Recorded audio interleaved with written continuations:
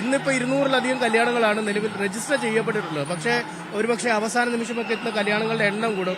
എന്തായാലും കൃത്യമായി ക്രമീകരിച്ചാണ് വിടുന്നത്. ആളൊക്കെ മാറിപ്പോകാതിരിക്കാനുള്ള തയ്യാറെടുപ്പുകളൊക്കെ ഉണ്ട് എന്നാണ് മനസ്സിലാക്കാൻ കഴിയുന്നത്. വളരെ ചിട്ടയായാണ് കാര്യങ്ങൾ നീങ്ങുന്നത്. പക്ഷേ തിരക്കിനി വരുന്ന മണിക്കൂറുകളിൽ വല്ലാതെ വർദ്ധിക്കും. ഈ പുലർച്ചെ മുതൽ തന്നെ അമ്പലത്തിലേക്കുള്ള ഒരു ദർശനത്തിന് ആളുകളുടെ എണ്ണം വലിയ തോതിൽ വർദ്ധിച്ചിട്ടുണ്ട്.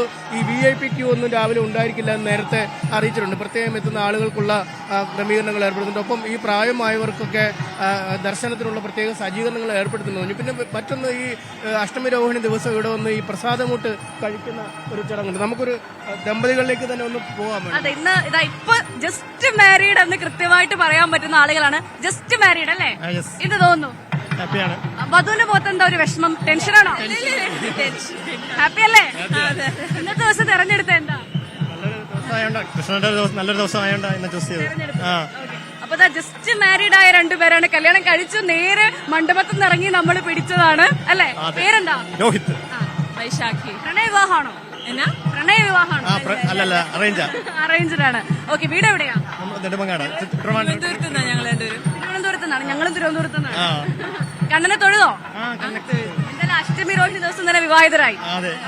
അപ്പം രണ്ടുപേർക്കും ന്യൂസ് 18ന്റെ വിവാഹ മംഗളാശംസകൾ. ഓക്കെ അനീഷ, അപ്പം നമ്മൾ രണ്ടുപേരെ കണ്ടു. അവരും വലിയ സന്തോഷത്തിലാണ്. കല്യാണം കഴിഞ്ഞു, മണ്ഡപത്തിൽ നിന്ന് നേരെ ഇറങ്ങി വന്ന് നമ്മുടെ മുന്നിലേക്കാണ്.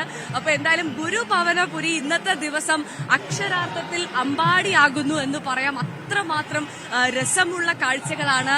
നമുക്കിനി ഇവിടെ കുറച്ച് സമയം കൂടെ കഴിഞ്ഞാൽ ഇവിടെ കാണാൻ പോകുന്നത് നിറയെ കുഞ്ഞ് കണ്ണന്മാരെയും രാധമാരെയും മാത്രമായിരിക്കും. അത്രമാത്രം രസമുള്ള കാഴ്ചകൾക്കാണ് ഇവിടെ സാക്ഷിയാകാൻ പോകുന്നത്. അതെ, എപ്പോ എത്തി സർ? ഞാനിവിടെ എന്റെ സഹോദരിയുടെ മകന്റെ വിവാഹമാണ്, അതിനെത്തിയത്. തൊഴാൻ പറ്റിയോ? ഇല്ല, ഞാൻ സഹോദരിയുടെ മകന്റെ വിവാഹത്തിന് വേണ്ടി മാത്രം വന്നതാണ്. അദ്ദേഹം വിവാഹത്തിന് വേണ്ടി, വിവാഹം കൂടാൻ വേണ്ടി മാത്രം എത്തിയതാണെന്നാണ് പറയുന്നത്. CPIയുടെ പ്രധാനപ്പെട്ട നേതാവാണ് അദ്ദേഹം. സഹോദരിയുടെ മകന്റെ വിവാഹ ചടങ്ങിൽ അതുകൊണ്ട് ഞാൻ തൊടുന്നില്ല. തൊഴാൻ സാധ്യത കുറവായിരിക്കും. കാര്യം അദ്ദേഹം വലിയ കമ്മ്യൂണിസ്റ്റ് ആണ്, കോട്ടയത്തൊക്കെ വലിയ പ്രസിദ്ധനായ ആളാണ്, ഒരുപാട് ആളാണ്. പക്ഷെ അദ്ദേഹം അവിടെ നിൽക്കുകയാണ്. തൊഴുന്ന കാര്യം പറഞ്ഞപ്പോൾ അദ്ദേഹം പറഞ്ഞത് കല്യാണ ചടങ്ങിൽ പങ്കെടുക്കാൻ.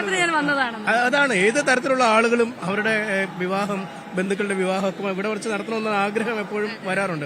അപ്പൊ നമ്മൾ ഈ കൂടെ നിൽക്കുന്ന മുഖങ്ങളിലൊക്കെ നോക്കിയാൽ മതി, എല്ലായിടത്തും ഒരു സന്തോഷമാണ് ഇല്ലേ. അത് പ്രത്യേകിച്ച് ഇന്നത്തെ ദിവസം ഇവിടെ വരുന്നവർക്ക് ആർക്കും മറ്റൊരു ബുദ്ധിമുട്ടുകളോ അല്ലെങ്കിൽ ഈ പുലർച്ചെ എഴുന്നേറ്റ് വന്നതിന്റെ ഒരു അലോസരങ്ങളോ ഒന്നുമില്ല. എല്ലാവരും വളരെ ചിരിച്ച് ഭയങ്കര എനർജറ്റിക് ആണ്. ഇന്നത്തെ ദിവസം ഒരു പോസിറ്റീവാണ്. നമ്മൾ ഈ വരുന്ന വഴിയിലൊക്കെ കണ്ടില്ലേ, വഴി നീള കണ്ണന്മാര്, ഒപ്പം ഈ രഥങ്ങളൊക്കെ ക്രമീകരിച്ച് വെച്ചിരിക്കുന്നു. ഗോപിക, എനിക്ക് തോന്നുന്നു ഗുരുവായൂർ ഉറങ്ങിയിട്ട് കുറെ ദിവസങ്ങളായെന്ന് തോന്നുന്നു അനീഷ. കാരണം അനീഷ പറഞ്ഞതുപോലെ നമ്മൾ വരുന്ന വഴി മൊത്തം അലങ്കരിച്ചിരിക്കുകയാണ്. ഇവിടെ എവിടെ നോക്കിയാലും ഗുരുവായൂർ ക്ഷേത്രമാണോ നമുക്ക് തോന്നിപ്പോകും. അത്രമാത്രം ഭംഗിയോടുകൂടി അലങ്കരിച്ച സ്ഥലങ്ങളാണല്ലേ മൊത്തം ഉള്ളത്. തീർച്ചയായും വളരെ ആഘോഷമാണ്. കാരണം ഈ നാടൊന്നടങ്കം ഏറ്റെടുക്കുന്ന ഒരു ഉത്സവമാണ്. കാരണം ഈ കണ്ണന്റെ ജന്മത്തെക്കാൾ സന്തോഷകരമായ മറ്റൊന്നും ഈ നാടിനില്ല എന്നാണ് നമുക്ക് മനസ്സിലാക്കാൻ കഴിയുന്നത്. കാരണം അമ്പലത്തിലെ ഉത്സവമേളം മാത്രമല്ല, പുറത്തെ ജനങ്ങൾക്കൊന്നടങ്കം ഒരു ആഘോഷമാണ്. ഈ മമ്മിയൂരായാലും സമീപത്തുള്ള മറ്റു ക്ഷേത്രങ്ങളായാലും ഒക്കെ അവിടെ രാവിലെ തന്നെ ഇതിനുള്ള തയ്യാറെടുപ്പുകൾ. ഒപ്പം ഈ ആഘോഷ കമ്മിറ്റി എന്നത് നേരത്തെ തന്നെ ഈ രൂപീകരിക്കും. എന്നിട്ട് അവർ ഈ നൃത്ത പരിശീലനം അല്ലെങ്കിൽ ഈ എഴുന്നള്ളത്തെ എത്ര മനോഹരമാക്കാം, ഈ ഘോഷയാത്രയിൽ എങ്ങനെ പരമാവധി രൂപങ്ങൾ അണിനിർത്താം എന്നൊക്കെയുള്ള ഒരു മത്സരിച്ചുള്ള ഒരു ഇതാണ്. തൃശ്ശൂർ പൂരത്തിന് എത്തുന്ന പോലെ രണ്ട് ചെറിയ ദമ്പതികൾ ഇപ്പോൾ അവർ വരുന്ന ഒരു കാഴ്ചയുണ്ട്. ഓരോരുത്തരായി കടന്നു പോയിക്കൊണ്ടിരിക്കുന്ന ഒരു കാഴ്ചയുണ്ട്. നമുക്ക് അവരിലേക്ക് വേണമെങ്കിൽ പോകാം. ഒപ്പം മറ്റുള്ള ആളുകളുമൊക്കെ എത്തുന്നുണ്ട്. അതാണ് ഈ ഭവ്യയ്ക്ക് ആഗ്രഹമുണ്ടോ ഈ വിവാഹം നടക്കുമ്പോൾ അത് ഗുരുവായൂർ വെച്ച് വേണമെന്നൊരു ആഗ്രഹം ഇന്നിപ്പോ തോന്നുന്നുണ്ടോ? അങ്ങനെ എനിക്ക് തോന്നുന്നു അങ്ങനെ ആഗ്രഹിക്കാത്തവരൊക്കെ വളരെ കുറവായിരിക്കും അല്ലെ, ഗുരുവായൂരപ്പന്റെ മുൻപിൽ നിന്ന് വിവാഹം കഴിക്കുക എന്നുള്ളത്. അങ്ങനെ ഒരു ആഗ്രഹമുണ്ട്, നടക്കുമോ നോക്കാം. ഇതുപോലൊരു ദിവസമാണ് ഗംഭീരമായിരിക്കും. ഇതുപോലൊരു ദിവസം ഞാൻ ആഗ്രഹിക്കുന്നില്ല, കാരണം വലിയ തിരക്കാണ്. നമുക്കൊന്നും അതിനാഗ്രഹമില്ല. പക്ഷേ ഗുരുവായൂരപ്പന്റെ മുന്നിൽ നിന്ന് വിവാഹം കഴിക്കണം എന്നൊരു ആഗ്രഹമുണ്ട്. നടക്കുമോന്നറിയില്ല. എന്തായാലും അതല്ലല്ലോ ഇന്നത്തെ ഇവിടെ പ്രാധാന്യം. എന്റെ വിവാഹമല്ലല്ലോ ഇന്നത്തെ പ്രാധാന്യം. ഇന്നിപ്പോൾ ദർശനത്തിന് 4 മണി മുതൽ തന്നെ നമുക്കറിയാം ഈ കേരളത്തിന്റെ വിവിധ ഭാഗങ്ങളിൽ നിന്നുള്ള ആളുകൾ നമ്മളൊക്കെ ഇന്നലെ നോക്കുമ്പോൾ ഈ ബസ് സ്റ്റാൻഡിലും സമീപപ്രദേശങ്ങളിലും ഒക്കെ ആളുകൾ പുറത്തുനിന്ന് എത്തി തമ്പടിക്കുന്നു. ഈ ഹോട്ടലുകളിലൊക്കെ മുറി പോലും കിട്ടാത്ത ഒരു ദിവസമാണ്. സാധാരണ ഗുരുവായൂർ വലിയ തിരക്കാണ്. പക്ഷേ ആളുകൾ ഇന്നലെ മുതൽ തന്നെ വന്ന് തമ്പടിച്ച് ഈ കാഴ്ചകൾ കാണുന്ന ഒരു അല്ലെങ്കിൽ ദർശനം നടത്താൻ നിൽക്കുന്നതാണ്. പുലർച്ചെ 4 മണി മുതൽ ആളുകളുടെ ഒരു വലിയ നിര ഇവിടെ രൂപപ്പെട്ടിട്ടുണ്ടായിരുന്നു. എനിക്ക് അതിലൊരു വളരെ സന്തോഷം തോന്നിയൊരു കാര്യം എന്ന് പറഞ്ഞാൽ കഴിഞ്ഞ വർഷം മുതൽ ഒരു പ്രത്യേകതയുണ്ട്. അതായത് VIP ക്യൂകളില്ല, അല്ലെ അനീഷ? VIP ക്യൂകളില്ല, എല്ലാവരും ഒരേ ക്യൂവിലൂടെ പോകേണ്ടതാണ്. കാരണം ഇന്നത്തെ ദിവസം എന്ന് പറയുന്നത് അത്രമാത്രം ആളുകൾ ഇങ്ങോട്ട് എത്തുന്ന ഭക്തലക്ഷങ്ങൾ എത്തുന്ന ദിവസമാണ്. അതുകൊണ്ട് തന്നെ എല്ലാവർക്കും ഒരൊറ്റ ക്യൂവേ ഉള്ളൂ. VIP പ്രത്യേക ക്യൂകളില്ല. പ്രത്യേകിച്ച് ഇന്ന് 6 മണി മുതൽ 2 മണി വരെ ഒരു VIP ദർശനമില്ല. എല്ലാവരും ഒരേപോലെ ഭഗവാനെ കാണണമെന്ന് പ്രത്യേകം ഹൈക്കോടതിയുടെ അടക്കം നിർദ്ദേശമുള്ള ഒരു ദിവസം കൂടിയാണ്. അതുകൊണ്ട് തന്നെ ഒരൊറ്റ വരിയായിട്ട് മാത്രമേ ആളുകൾക്ക് പോകാൻ പറ്റുള്ളൂ. അതുമാത്രമല്ല, ഇന്ന് 40,000 ആളുകൾക്ക് ഭക്ഷണമുണ്ട്. ഭക്ഷണമല്ല, പിറന്നാൾ സദ്യയാണ്. ഉണ്ണിക്കണ്ണന്റെ പിറന്നാൾ സദ്യയാണ്. നമുക്കിതാ കാണാൻ സാധിക്കും. അത്രമാത്രം നീണ്ട ക്യൂ ആണ്. ചേച്ചി എപ്പോ വന്നതാ? ഞങ്ങൾ ഇന്നലെ രാത്രി 9 മണി കഴിഞ്ഞിട്ടു. ഇവിടെ എപ്പോ ക്യൂ നിൽക്കാൻ തുടങ്ങി? 10 മണി. 10 മണിക്ക് നിൽക്കാൻ തുടങ്ങിയാണോ? ഇതുവരെ ക്യൂ കഴിഞ്ഞിട്ടില്ല. ഗുരുവായൂരപ്പനെ കാണണം. എവിടുന്നാ വരുന്നേ? പറവൂര്, കിടാമംഗലം, ആലുവ.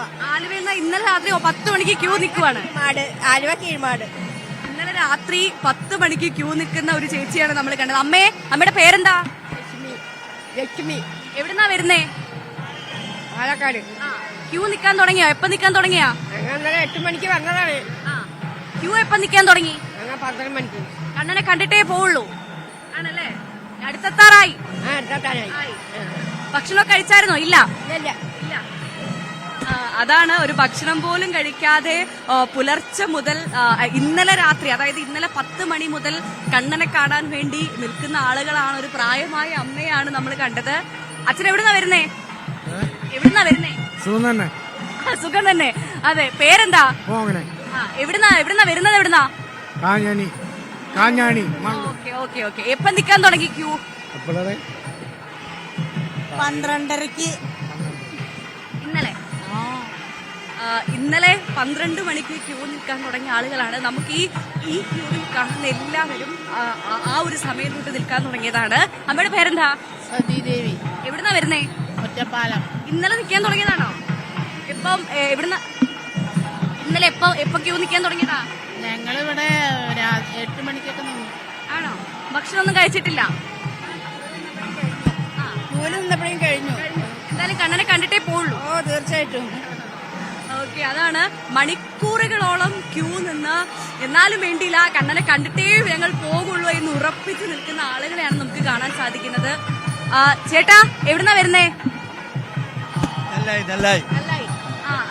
കുറെ മണിക്കൂറാണ് ക്യൂ നിൽക്കുന്നു? 4:45. എന്തായാലും അടുത്തെത്താറായി. അതാണ്. അപ്പം ക്യൂ നിൽക്കുന്ന ആളുകളെയാണ് നമ്മൾ കാണുന്നത്. ചേച്ചി, പേരെന്താ? വിമല.